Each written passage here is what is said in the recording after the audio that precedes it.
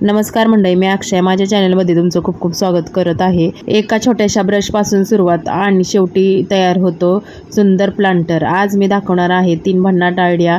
घरातल्या गवताचं झाडू।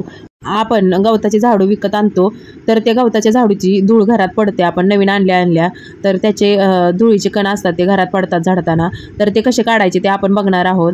तर इथं मी छान अशी भन्नाट आयडिया दिलेली आहे। इथं कपडे घासायचा ब्रश घेतलेला आहे आणि त्या ब्रशने ती धूळ काढत आहे। इथं बघू शकता ब्रशचे दात आहे ते प्रत्येक ह्याच्यात कोण्यात जाऊन ती धूळ सगळी काढत असते आणि ह्या ब्रशमुळं काय होतं, झाडूच्या काड्या पण निघत नाहीत, त्याच्यामुळं झाडू पण तुटणार नाही लवकर आणि ते झाडूवरचे कण आहे ते अलगदरित्या निघतात। बघू शकता तुम्ही आता एवढ्या वेळातच किती झाडूचे वरची घाण आहे ती निघलेली आहे, तर सगळा कचरा निघलेला आहे, बारीक बारीक असेल तो। अशा पद्धतीने झाडूवरची तुम्ही धूळ साफ करू शकता।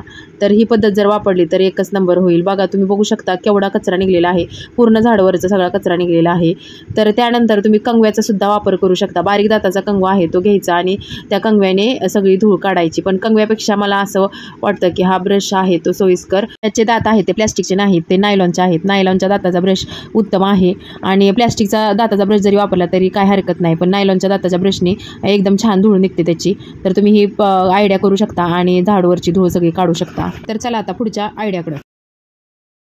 मी इथं केकचा बेस म्हणजे MDF बोर्ड घेतलेला आहे आणि कार्डबोर्ड घेतलेला आहे। मी त्या कार्डबोर्डचे आयताकार असे विटांसारखे आकार कट करून घेतलेले आहेत आणि कट केलेले विटांचे तुकडे मी MDF बोर्डवरती चिटकवलेले आहेत। मी इथं MDF बोर्ड तिरका धरलेला आहे, तुम्ही आडवा सुद्धा धरू शकता। मी जसे विटांचे तुकडे चिटकवलेले आहेत त्याच पद्धतीने तुम्ही चिटकवायचे आहेत, खूप छान दिसतात। आपले इथे विटांचे तुकडे लावून झालेले आहेत। चिटकवलेले विटांचे तुकडे एक्स्ट्रा झालेले होते ते मी MDF बोर्ड आहे त्याच्या मापाने कट करून घेतलेले आहेत। जे विटांचे तुकडे चिटकवलेले आहेत त्यावरती मी छोटे छोटे पेपरचे तुकडे चिटकून घेत आहे। इथं तुम्ही टिश्यू पेपर पण वापरू शकता, नाहीतर पेपर चिटकवला नाही तरी चालतोय।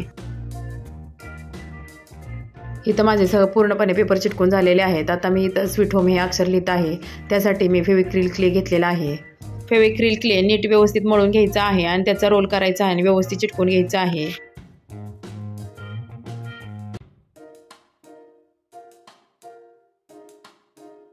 क्लेचं काम करताना खूप छान पण वाटतंय आणि रिझल्ट पण चांगला येतोय। लिहिलेलं अक्षर आहे ते क्लेच्या साह्याने लिहिलंय त्याच्यामुळे तर एकदम छान दिसतंय ते। माझं आता इथं स्वीट होम हे अक्षर चिटकून झालेलं आहे। त्यानंतर मी शोपीसच्या चारी बाजूने छोटी छोटी लाईनीने दगडी चिटकून घेत आहे। ही दगडी जी आहेत मी शिल्लक राहिलेल्या क्लेपासून केलेली आहेत। मी जुने कामं केलेली होती क्राफ्टची, त्याच्यातनं थोडे थोडे क्ले राहिलेले त्याचे तुकडे करून मी छोटी छोटी दगडी तयार करून ठेवलेली होती।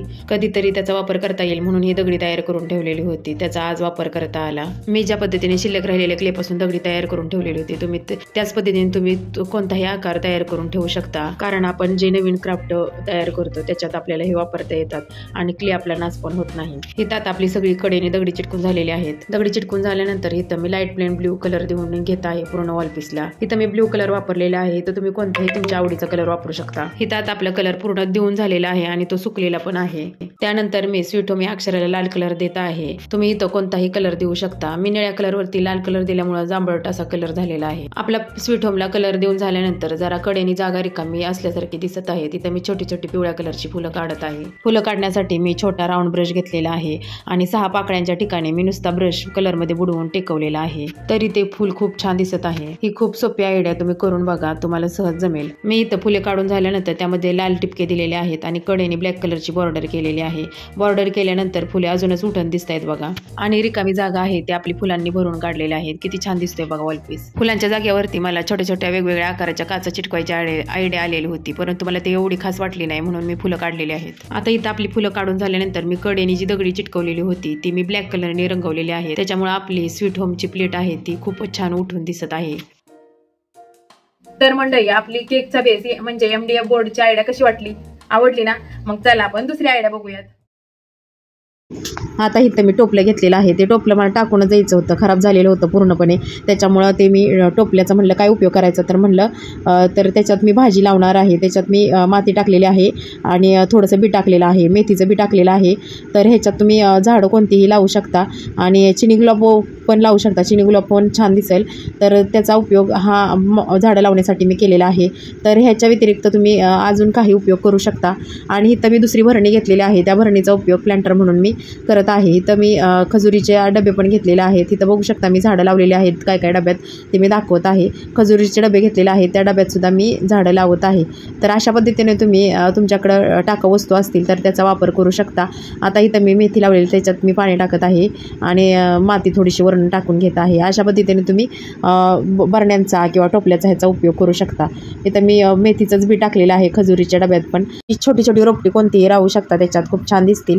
आणि चारी बाजूनी खजुरीच्या डब्यांना बिळं पाडून ती वरती बांधली तरी होऊन जातं. आता इथं मी बरणी घेतलेली आहे, त्या बरणीत मी झाड लावणार आहे, छोटंसं रोपटंच लावणार आहे. त्या बरणीत मी पेपरमेंटची छोटी छोटी रोपटी लावलेली आहेत. तर आता तुम्हाला इथं भरण्यांचा आणि टोपल्यांच्या आयडिया दाखवलेल्या आहे, काय करायचं तर टाकावापासून टिकाऊ. आता इथं मी आंब्याची पेटी घेतलेली आहे, त्या आंब्याच्या पेटीला कलर दिलेला आहे आणि ती पेटी मी वरती घरात रॅक म्हणून लावत आहे. इथं बघू शकता आंब्याच्या पेटीला मी रंग दिलेला आहे आणि ते ड्रिल करून स्वतःच्या हातानेच मी लावत आहे. आणि त्याच्यात मला सगळं मशीनचं, शिलाई मशीनचं वगैरे साहित्य मी त्याच्यात ठेवून दिलेलं आहे, लेस दोरा वगैरे सगळे.